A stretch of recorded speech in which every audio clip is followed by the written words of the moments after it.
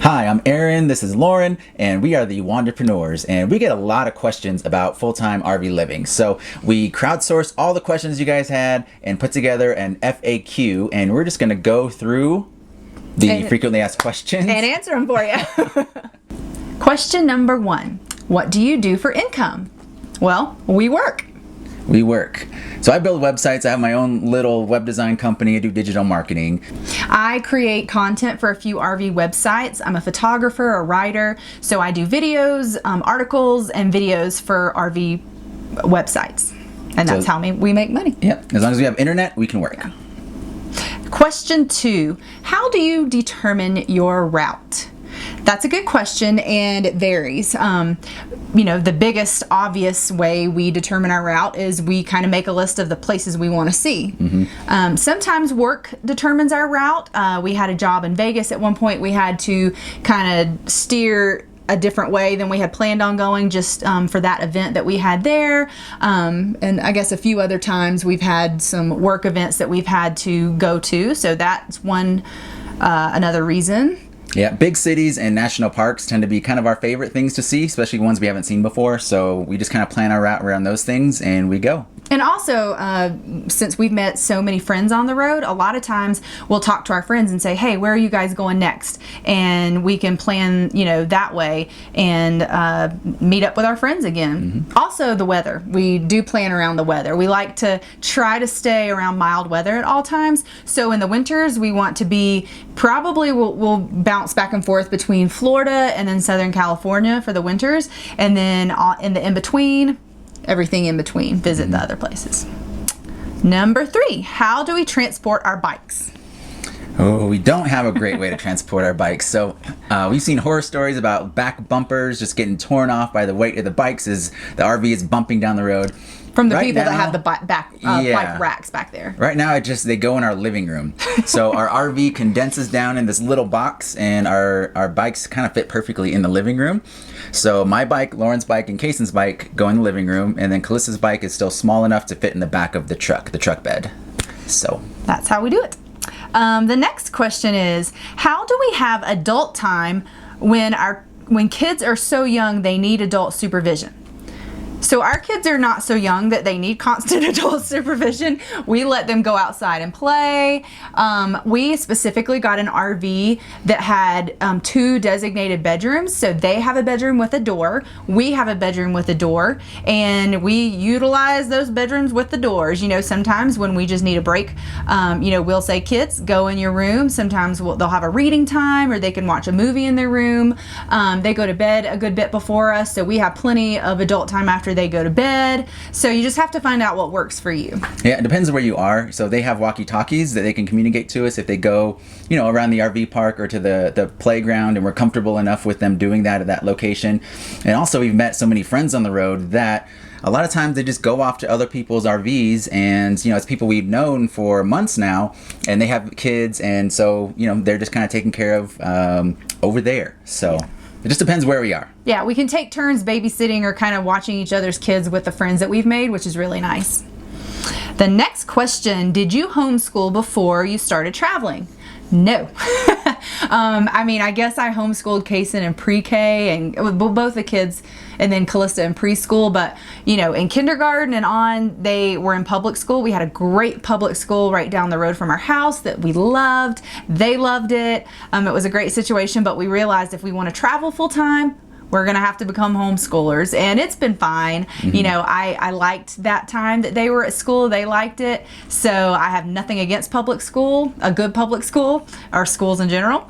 But we're doing what we have to right now. Were your kids involved in sports before, and how did they/you feel about giving them up? Was that part of the busyness that you wanted to give up? Yes, we played a lot of sports. And so that was one of the big things that we had to give up, at least for this time, this season in our lives. And yeah, that did kind of contribute to the hectic schedule. It wasn't just the only thing that kind of made us want to hit the reset button, because we really enjoyed it. Yeah. I grew up playing sports. Lauren grew up playing sports. We coached the kids, and it was one of the joys of our lives, really. But yeah, we just decided to give it up. They're still young. It's not going to affect them long term if they want to, I don't know, play in college or even high school or further. So we just figured it was a good time to do this. And who knows, we might stay stationary for a couple months later on down the road for a season. That way they can, play baseball or soccer or whatever they want to do. Yeah, so we have plans to do that. And they agreed that they would give up, some time playing sports in order to do this. So it was a family decision and they were okay with that. But we do kind of miss it, but it was kind of starting to take over our lives with the busyness. So next question, how often do you move? We have averaged in the past like 9.5 months on the road, we've averaged about once a week. We move on average once a week. We would like to slow down a little bit and start probably in December or January, start averaging moving every 2 weeks. We like to keep things interesting and we like to move, but also since we both work on the road, we do have to set aside that time for work. So I think 2 weeks will be a nice compromise to see how we like that. Yeah. And so the great part is if we love a place, we'll stay for 2 weeks. If we arrive to a park that we don't like or like there's not much going on in that city, we can just move along to the next place. So that's kind of what we've been doing here, staying a week. And, if we're boondocking a great place, then we stay a little longer. If we want to keep going, then we keep going. Next question. Who watches your kids for a work event? We have only had one work event where we both had to be there, and in that case that was in Vegas, and Vegas has a great drop-in day care center, I guess. It's just a place where you can drop your kids off for a few hours, and the kids loved it. We did that for 2 or 3 days in a row, and they just wanted to go back. They did arts and crafts, they had games and just all sorts of fun stuff there. So a lot of cities will have those drop-in daycare centers, which are really nice. When we're around family, his family's in Southern California, mine's in Georgia, we can utilize family to watch our kids. And then we've also had, well, that's not true. We've had more than one event. We've had many. Yeah. We have had several times, and we've used friends to friends in the RV park. So they just hang out with them for the day, and we reciprocate with like a date night for that family or something. We've brought them with us before. They just hung out in the truck. It was just a photo shoot that only lasted maybe an hour, and they're more than happy to play on their laptops for an hour of games or schoolwork or a show. It's just an hour, and it worked out fine. And they loved it because they get to be on the laptops, which they don't get to do very much. Right. So, it doesn't happen too often, but there are ways to work around it. And that's one reason community is so big on the road, because you do want to have those families and those people that you trust with your kids. And so, making those connections and traveling with those people, there's so many benefits to that. All right. Do you have a storage unit? Nope. No. Kind of. Maybe our attic. Well, we don't have. We don't have a storage unit. We got rid of 90% of our things. So we have some sentimentals that are at her parents' house, and but we didn't want to pay hundreds of dollars a month to store things that we really didn't care about. So we just decided to axe that. Yeah. Do you think it's easier traveling with your kids' current ages, or would it have been easier when they were younger? Current ages. We love the ages that they are. They're 6 and 8 right now. When we started, they were 5 and 5 and 7, I guess. So they've each had a birthday on the road, and I just think this is a great age for what we do. We find a lot of other kids in this age range on the road. I know there are a lot of people that do it with younger kids, but it's just going to get easier when they get a little older, a little more independent. They can, get their breakfast in the mornings or play outside, and you don't have to, worry about them wandering off. So it gets a little easier when they get older. I just think raising kids in general, at least for our kids, it's just gotten easier as they get older. I like having independent kids. They're good kids that we can trust, and but there are a lot of people that do it with young kids, but I just imagine it has to be harder with younger kids. How far in advance do you have to book a place to stay, especially when it comes to national parks? Tough question. It really just depends. So certain places like Colorado in the summer, book 3, 4, 5 months in advance. Or more. I've heard that places like Yellowstone, if you want to actually camp inside the park, you have to book like a year in advance. But a lot of them are first come, first serve. Some of them are. So if you want to try and do that, But yeah, it just depends where you go. We like to stay booked up maybe like a month or two in advance. I usually book it out past that. I'm a planner, and you can always change it, but I'm always scared that we're not going to get into a certain place. So I usually book several months in advance. Well, I guess, yeah, average of we had a 90-day booking or 60 days. So I guess I would average about 2 months in advance. But when we knew we were coming to Colorado, we had to do it way in advance, and just depends on the part of the country and the time of the year. Yeah. So if you're okay with just kind of not being exactly where you want to be, then you can really just go, I don't know, week to week. But we had, at least this first part of, our first year, we knew there were places we wanted to go. So we just went ahead and booked as early as we could. But we do have friends that are very, very last minute, and they've managed to do just fine. So if you're flexible and you're okay with maybe not having your number one spot, then you can get away with just being last minute for most places. How much does it generally cost to stay in an RV park?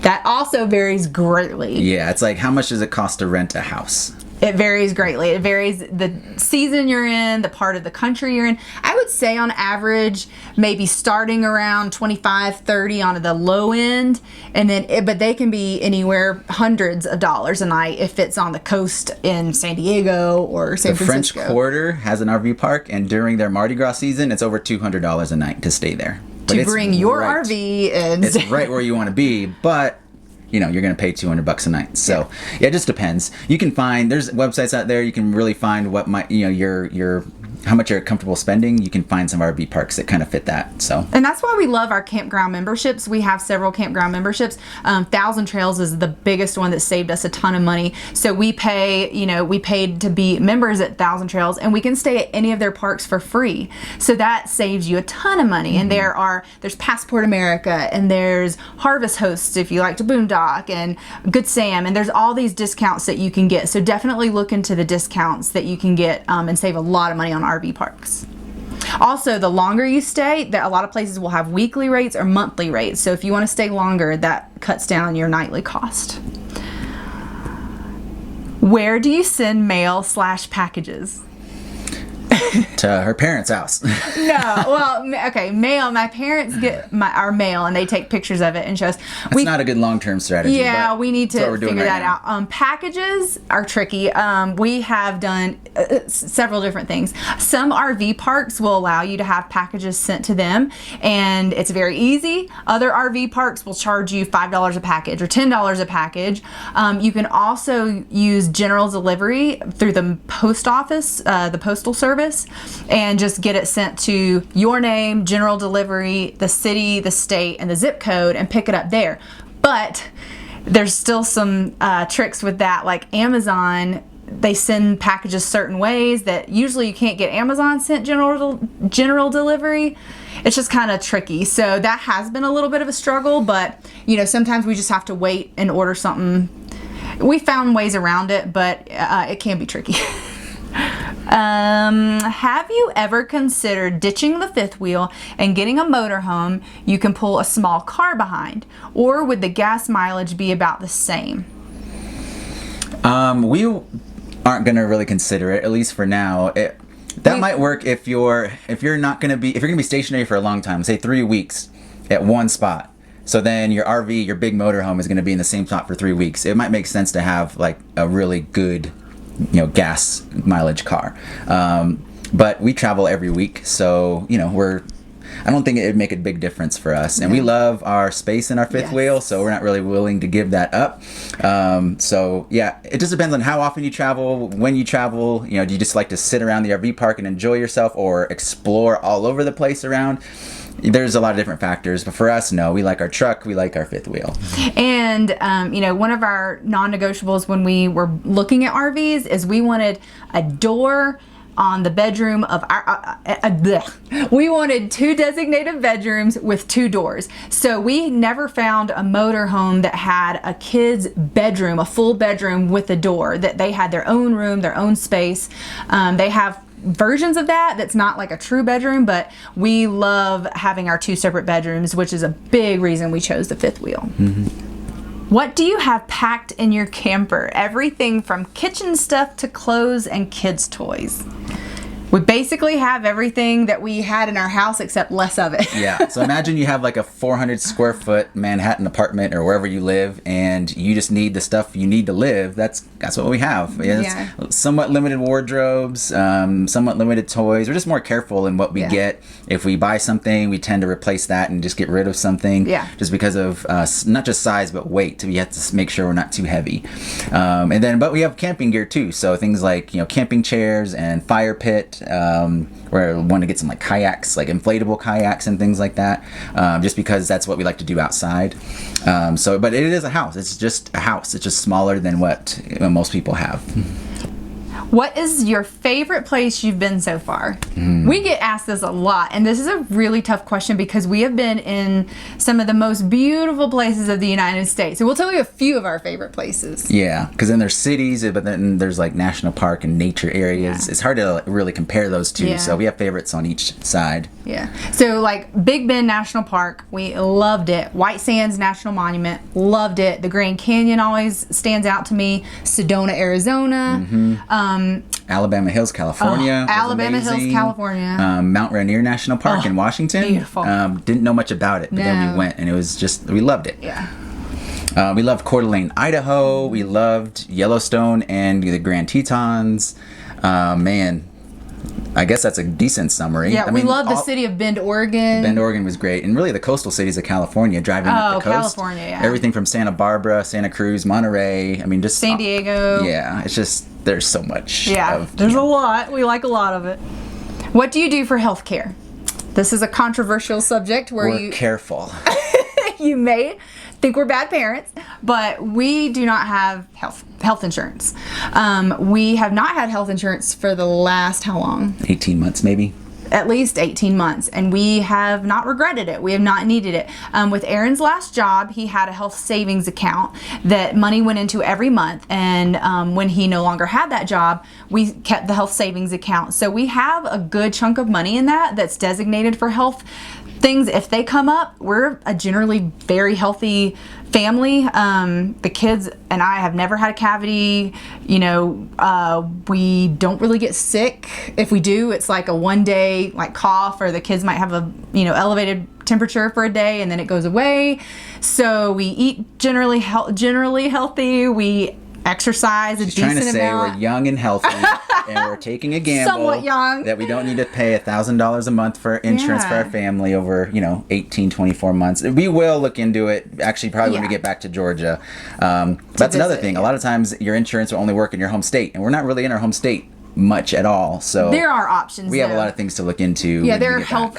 We have some friends that are part of health shares. There are a lot of options, but we've just saved so much money by not paying that monthly payment every month, and we haven't needed it. So we're not against it. We will not say that we won't ever have it. Yeah, but right now we don't have it, and we are glad we don't have it because we haven't needed it. Next question is kind of a piggyback on this question. What do you do when the kids need to see a pediatrician? Where do you go for their annual checkups and dental? So we have not had that happen in the past 9 months on the road. But if they did need to see a pediatrician, or they don't have to see a pediatrician, if they needed to see a doctor, we would go to not a minute clinic, but Med Express. One of those express clinics, or they have we've heard a lot of RVers talk about, there's call-in services where you can call a doctor, FaceTime with them, talk about your symptoms, and they can write a prescription over the phone for you if you needed that. We haven't needed that. If we needed to find a dentist, we would look one up on Google, and Well, we also plan on going back to Georgia about once a year anyway, so we can always go back to our home dentists and home doctors and things like that. But anything you need, you can go anywhere. I mean, I guess we can. I don't know how it works with insurance, but we can. We're just paying cash for it if we needed to. We have our health savings card that we would use.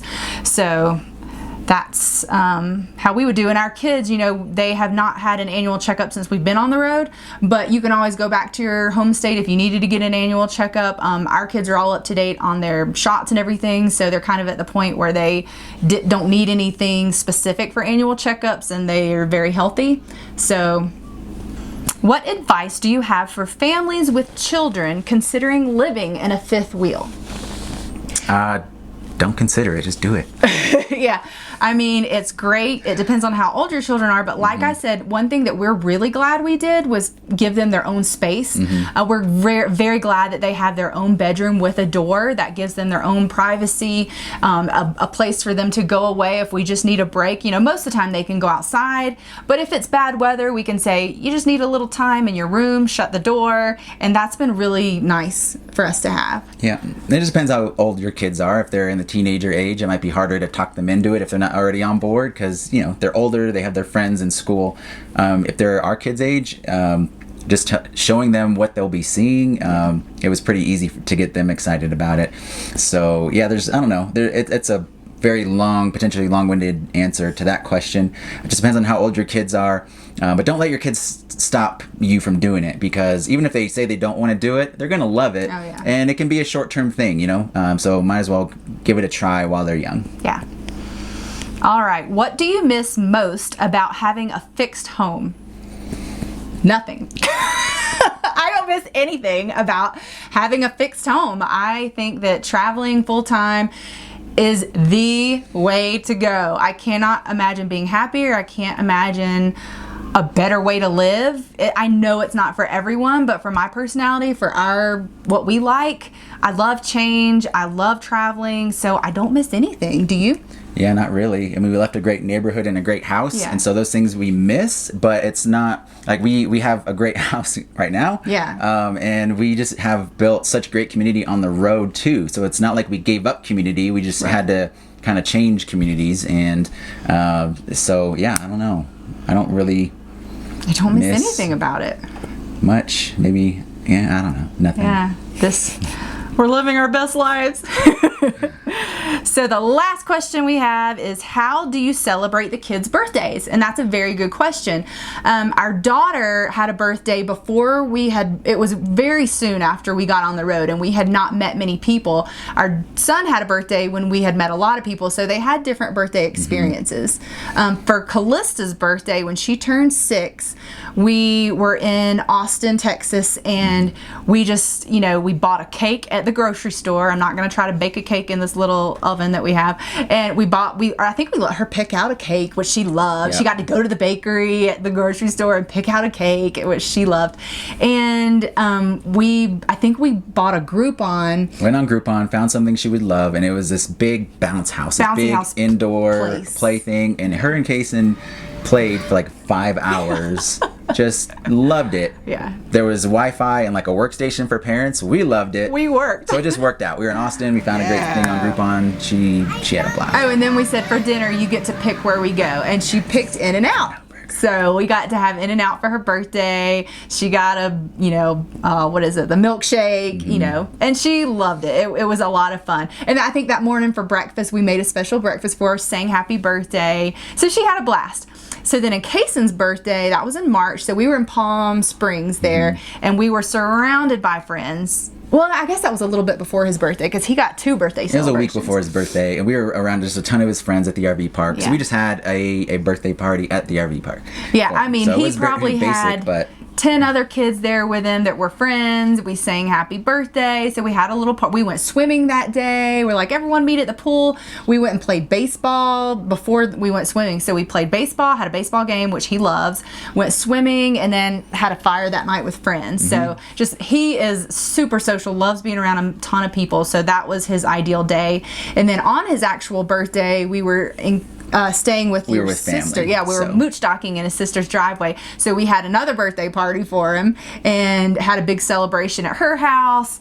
He was surrounded by family, and so he kind of got a double birthday. But yeah, when you're not around family, you just make it special on the road. You just kind of let them dictate what they want to do, and it's really special if you have met friends around you and you just include them. And we've been invited to kids' birthday parties where we didn't even really know them that well, but we knew it was very special for them to have people come to their birthday party. So you just show up and support the children and just have fun, and it can be really fun on the road to have birthday parties.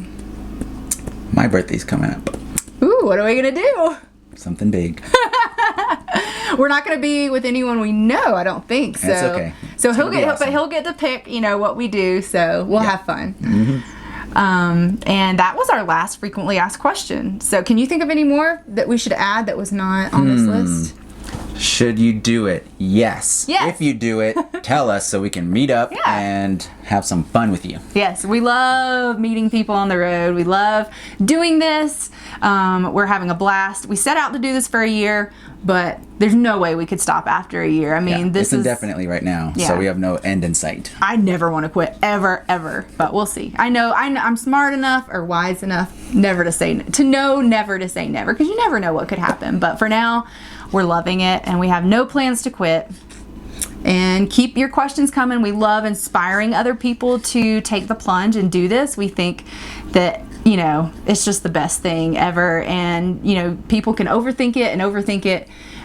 Do your research, but don't, spend forever overthinking it. But reach out. We'd love to answer your questions and help encourage you to do it yourself. Thanks for joining us and following along in all of our journey, or in all of our adventures on our journey. Okay, cut. Bye. Bye.